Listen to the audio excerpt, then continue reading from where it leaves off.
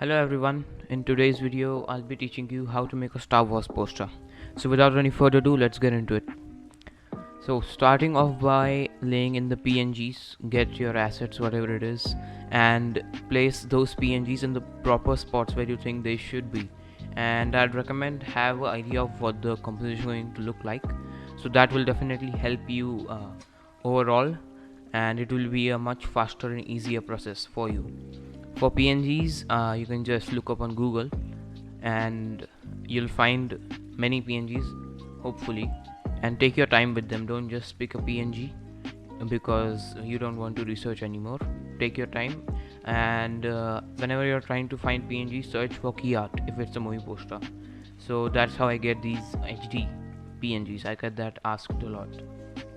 So that's what I'm doing here, just laying in the PNGs. Don't go too further and too fast, just place in those PNGs, and I'm using clipping mask to give them a floating look.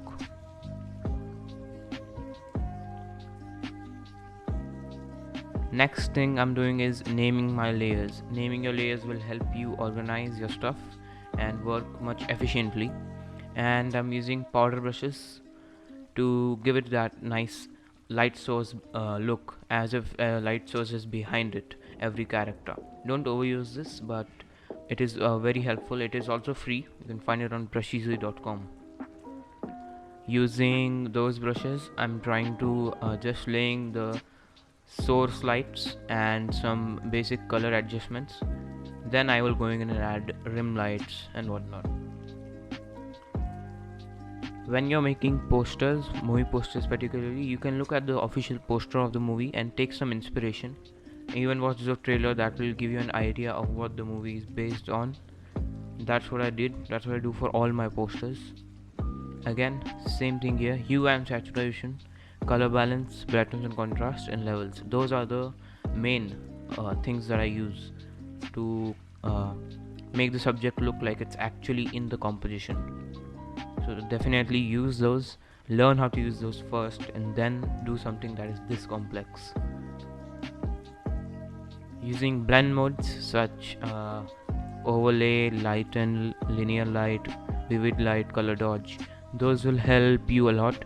Use them with adjustments. They both pair together amazingly well, and I use them in basically every one of my work that you see on my portfolio. So do that. Next thing, for rim lights, you can just use hue and saturation and the blend mode and just lay in those rim lights. I'm using my vacuum tablet to do that because it's much easier than a mouse. You don't have to have it, but it's a good addition. Now I'm just like finishing every character off, adding everything that I want, color balance, everything, that stuff, and it's looking pretty good. Adding some more highlights, shadows. Don't just add highlights. Whenever you are adding highlights, add shadows. Adding some more motion blur. Whenever you're adding something that is going fast, add motion blur to it. It is pretty easy and it will give it a more natural look. I overdid the rim lighting here, but that's okay. Not everything you make has to be perfect. Now I'm just laying in the composition more and more, and I'm having ideas in my mind of what I should add next. Don't add too much, but if you have a good idea, you can execute it. Powder brushes, again, same thing, same process for basically each character. You can see in the right corner all my layers, and you can even slow down this video and see how I work if you want an even in-depth look at this poster of how it was made. Now just adding some ruins, etc. Again, this complete bottom portion was taken from the original poster, so that's what I mean when I say take inspiration from the original poster. It will help you a lot.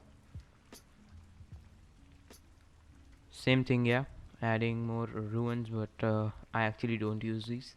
You'll see what I do now. You can see I'm searching on Google constantly of what I'm working with, because I didn't really know about Star Wars when I made this.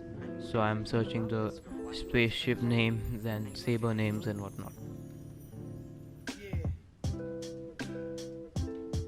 I took some inspiration from the Infinity War poster and started adding some color corrections from my pack. It's available on PayHip. You don't have to buy it, but if you do, thank you. That's what I'm using right now, just to add some stuff and make it look more natural. Adding some sparks, flares, those will help a lot. For flares, don't actually pick a Google PNG. There's an inbuilt feature in Photoshop for that. I actually use that in my work. Adding some ruins. This is from my pack and it just gives it a more natural look. Photoshop is lagging here, but it's okay. By now it looks pretty done, but I still wanted to add a little bit more stuff and then finish it off with camera raw. So that's what I'm doing, adding more explosions and just refining it as much as I can for now, because I have to post everything in one day. I have to post on Instagram constantly, so that's why I'll actually go open this PNG second day and work on it more, but post it on Instagram because you need to be active on social medias to really gain followers, etc. Adding some rim lights, more color adjustments, that's really all it is. The same process on all of the things, but it looks like it's tough to do, but it's really not. Once you master these techniques, it's pretty easy. For the sabers, use After Effects and Video Copilot's plugin. It's free and it gives the saber more natural, realistic look almost. Please don't make sabers yourself. It doesn't look that good.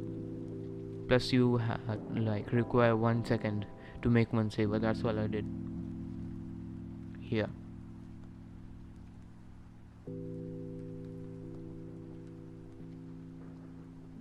Adding some more spaceships. I overdid this, but I removed it in the end. Adding some rim lights to these, and the rim light should never be brighter than the source light itself.